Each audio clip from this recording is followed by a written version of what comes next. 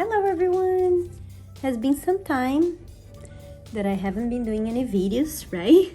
Life gets busier, but I had a lot of people asking me questions, and so I came here to make a little video to show you a little bit more information, right?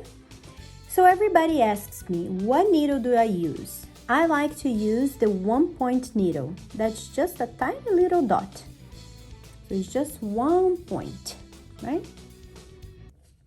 So that, let me see if I can write upside down here. I don't think I'm very good with that. So this is the one round liner, okay?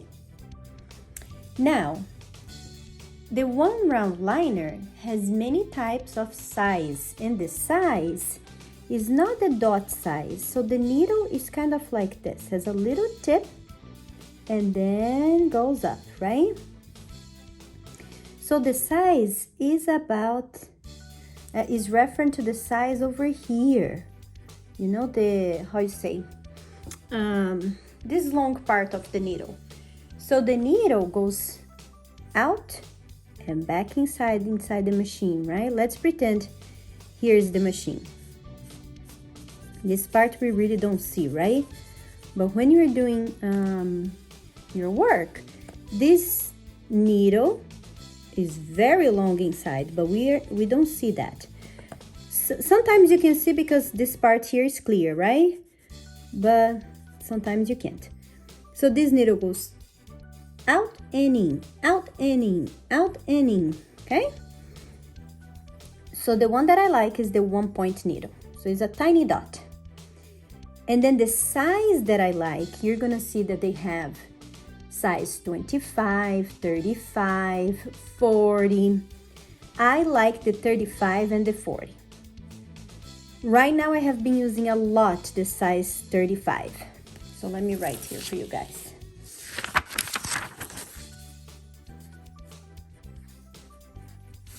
So this is the one that I prefer, the 035.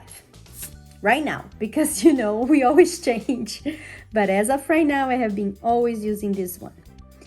And then a lot of people talk about the 3-point needle, right? So the 3-point needle, let me make sure you guys can see, is 3 needles. So it's 3 tiny little dots, okay? So it's the same thing. That's the tip of the needle. And then the needle goes up inside the machine. And you're gonna see that's the same thing. You can find different size too. Now, the 3-point needle has two types of 3-point needle. Has the shader and has the liner. So this one could be the shader because see, it has a lot of space. Let me make it bigger. So the shader has always more space in between the needles. Of course, the space is not gonna be this big. You barely notice when you're looking at the needle, but just so you have an idea. So this will be the tip of the needle and has 3 tiny needles, right? Now the 3-round liner, it's closer together. It's like this, very close together.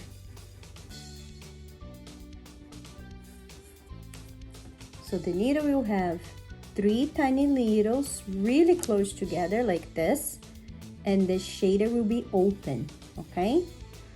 A lot of people like the shaders to do the powder brows, and a lot of people like the single needles to do powder brows as well. I will say single needle, normally a lot of artists use for everything. Powder brows, microblading, but the shader too. If you are a beginner, I will say forget about all this crazy type of needles, magnum, shaders. Practice with the single needle, okay? But not practice on people. Practice on the fake skin. Practice drawing in the paper with your pencil, okay? Practice a lot. When you see you're getting a good results, and if you guys want, you can always send me a picture of your work. Send on private message. I would love to help you guys. So if you're practicing and you think you're doing a good job and you'd like to send me a picture for me to check, I can check and I can give you like some hints on what you can do to make it better. So when you're doing really good, then I would say yes, go ahead and buy the 3-round shader and the 3-round liner and start practicing with these ones for you to see which one you adapt yourself better. So the 3-round liner is more compact. You see, they're closer together, so they're gonna deposit a lot of color in one time. So you are not gonna see too much space on the brow. So let's say, for example, let me draw a brow over here. Hopefully you guys can see. Okay, let's pretend this is our brow. Okay. I'm gonna turn the paper so you guys can see better. Okay. So for me, it's gonna be hard to, let me see. Let me get this here. I'm gonna get a pink marker. Okay, so let's pretend you're using the 3-round liner, okay? So when you color, when you're there working, you're gonna color and it's gonna come a lot of color in one time. So you're gonna deposit a lot of color in that space. Now, if you're working with the shader, that's gonna happen too, but it will leave a little more space in between the color. So for example, if you're coloring, you're gonna deposit, let's make this really dark, okay? So this will be with the liner, because they're so close together, they color every single spot of your skin. They fill in, right? They fill in more. Now, if you're using the shader, it's gonna color less, it's gonna fill in less, because they do have a little space in between them, right? They have more space. But does not mean you cannot add a lot of color with the shader. By doing 1 pass, 2 pass, 3 pass, if you keep going, you can make as darker as the liner. See? So it does not matter if you're using 1-round liner, 3-round liner, 3-round shader, magnums, does not matter. If you keep going over that space on the brows again and again and again and again, with all the needles, you can achieve a lot of color, okay? But these solid looking brows, nobody wants those things anymore. This is like the past. This reminds me of tattoo. I don't like that, and most of my clients do not like that. They like more natural look. That's why it's really interesting to start with the 1-round liner, so you can practice, you know, coloring the brows, back and forth, right? I mean, not back and forth. You can do many types, many ways of coloring, right? So let's see. You can go from A to B, A to B, and this is gonna go from B to A, B to A. But you go really fast, see?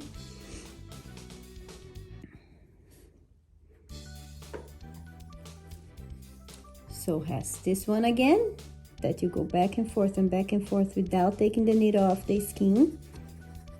Then has this one that you push towards you, and then away from you.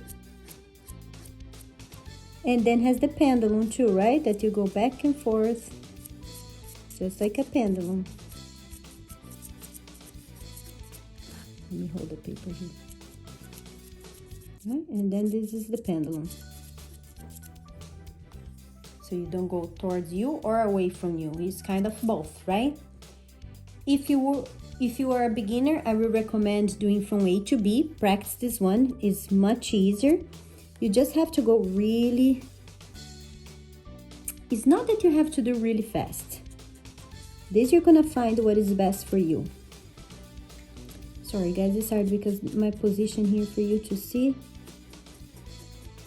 I can't really place my arms and my hand the way it should be. Remember, it's always three-way, right? You're stretching your brows, putting your little finger. Let's turn, because normally the brow is gonna be upside down, right? So I'm gonna be stretching like this, right? Their head is gonna be here. This is, you know, if I am in the side, let's just pretend here. This is gonna be their right brow. This is gonna be the left brow. So I'm sitting right here, right? So I'm gonna stretch their brow, put my little finger here, place my machine. I always like to start by the middle, not by the edges, just so I can let, you know, the pigment flow. Because sometimes, especially when you're a beginner, you put so much pigment, and as soon as the needle goes on the skin, makes a blot, right? Like pigment everywhere. To prevent that, you can always clean a little bit your needle on like a gauze or a cotton round, if that's what you use. I like to use square gauze when I'm doing the brows. So you can clean a little bit there, and then you start. So then you can start right here to see. And you keep going. Right? That's how you do. So this one I'm doing towards me. So that's it, guys. Practice at home. I love practicing with paper first, paper and pencil. And then tell me, how did you guys do? You can always send me a picture, okay? And send me questions too. I love the questions, because then I know what videos I can do for you. Okay? Thank you so much, guys. Have a good day.